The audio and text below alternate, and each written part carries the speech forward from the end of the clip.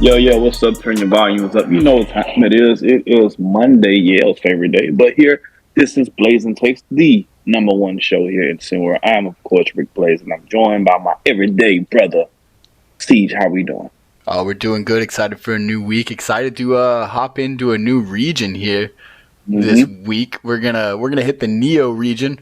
I know we got some people in the Neo region who are pretty outspoken, and so maybe we'll get a good number of people wanting to argue with us about some stuff here. But look, we're just doing our jobs.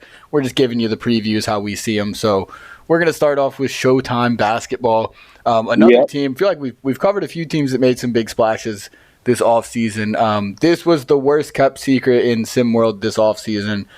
Cole Webb joined Showtime. He's Mm-hmm. going to be one of the focuses we can assume for Showtime basketball. Bryce James is going to be their other guy.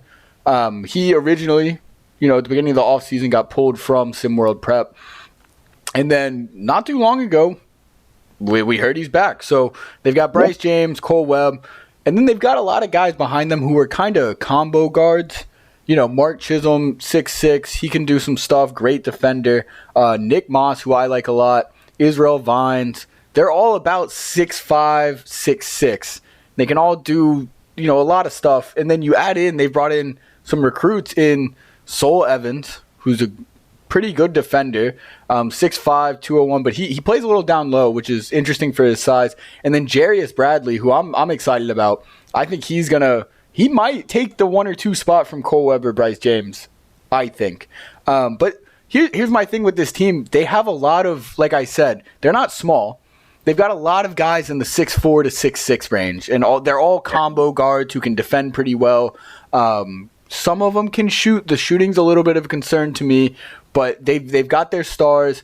I'm wondering what they're going to do in the paint, because they've got Brendan Romine, who they brought in, 6'9", big guy, and Xavier Rubin Matthew, 6'8", 240, so big, bulky dude. But past that, it's all combo guards or maybe wings. So I'm interested to see what you think about this roster composition they got here.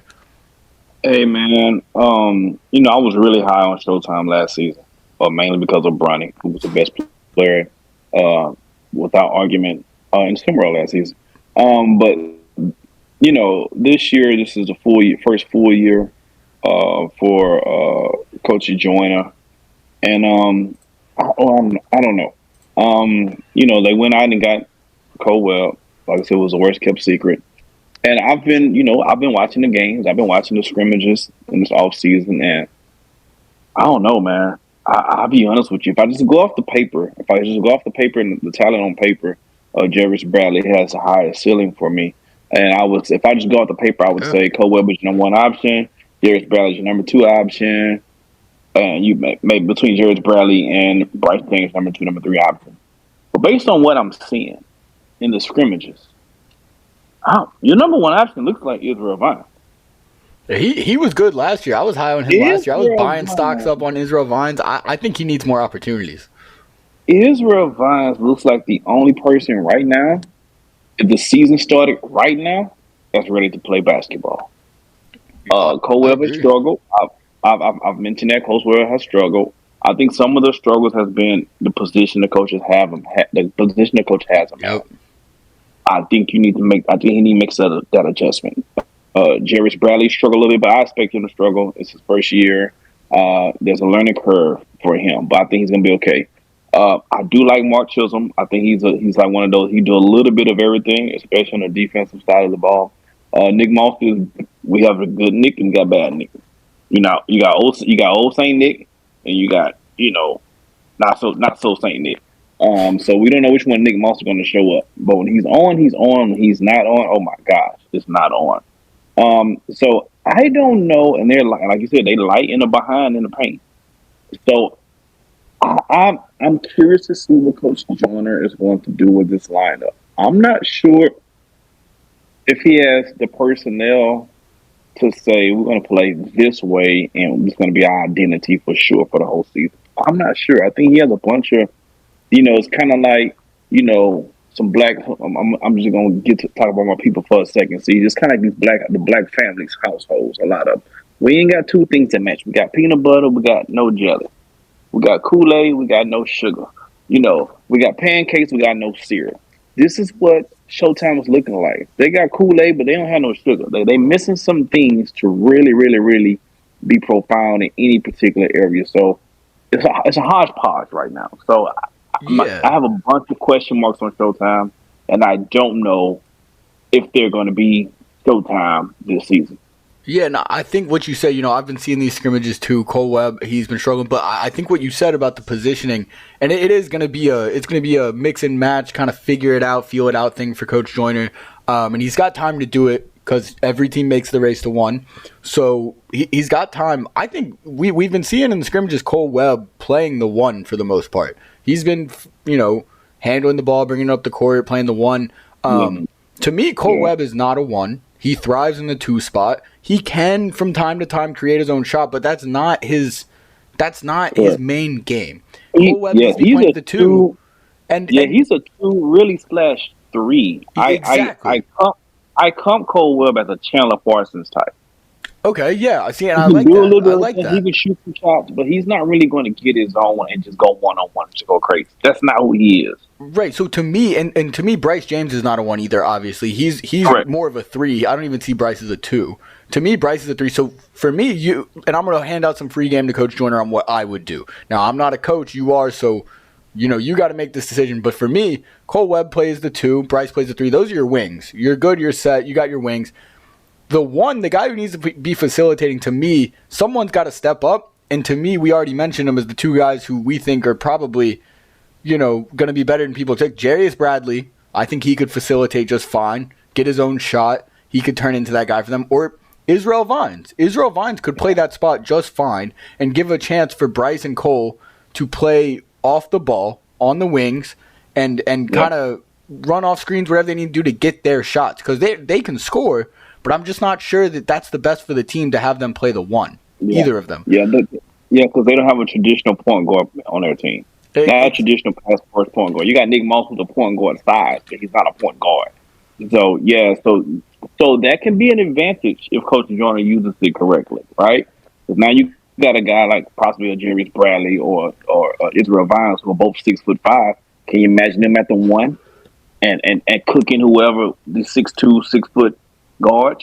So it can be an advantage, but you have to you're going to have to do some tweaking and do some real soul searching about this team because this can be really good or this season can go really bad really quickly for Showtime. We'll just kind of have to see, but let's move on to our next one. Rocky Mountain Monsters. This is an interesting team to me because they were kind of I don't want to say overlooked, but almost overlooked last year. They were really good, really well balanced.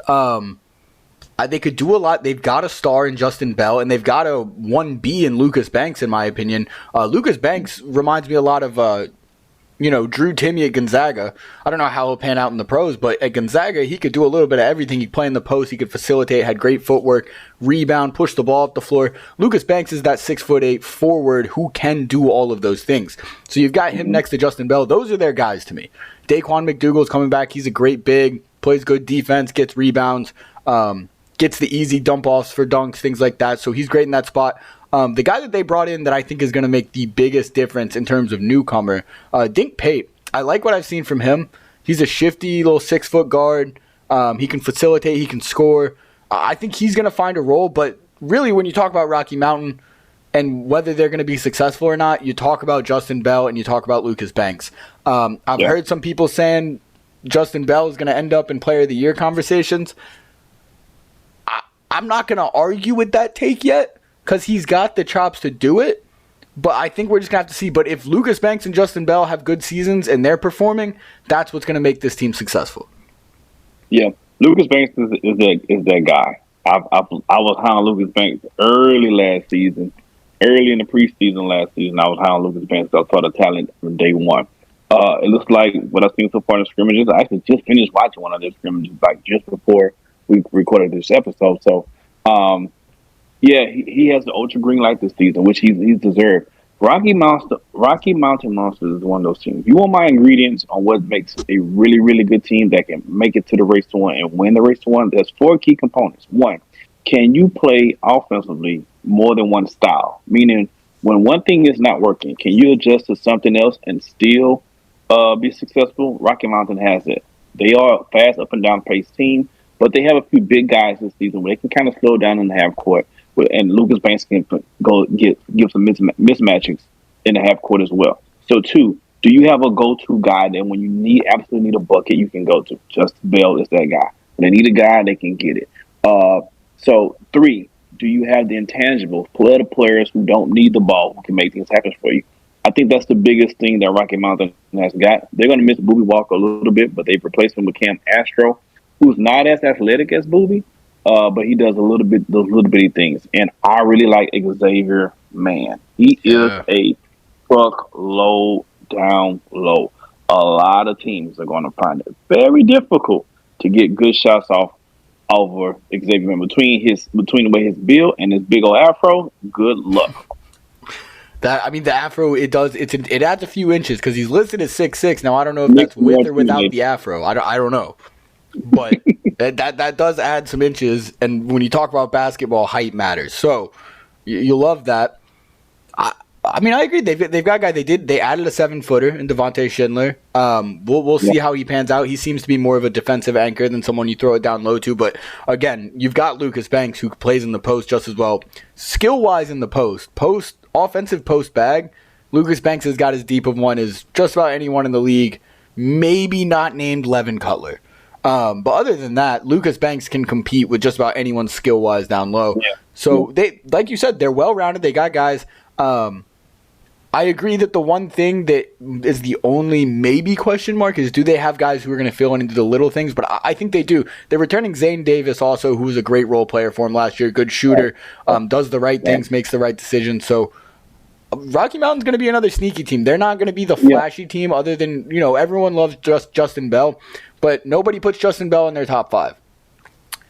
That being said, they will. They've got it's going to be a conversation this season for sure.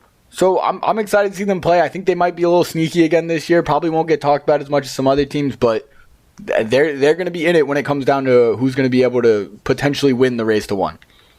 Yeah, for sure. And my biggest concern with this team is their lack of outside consistent shooting that can come and bite them in the butt from time to time.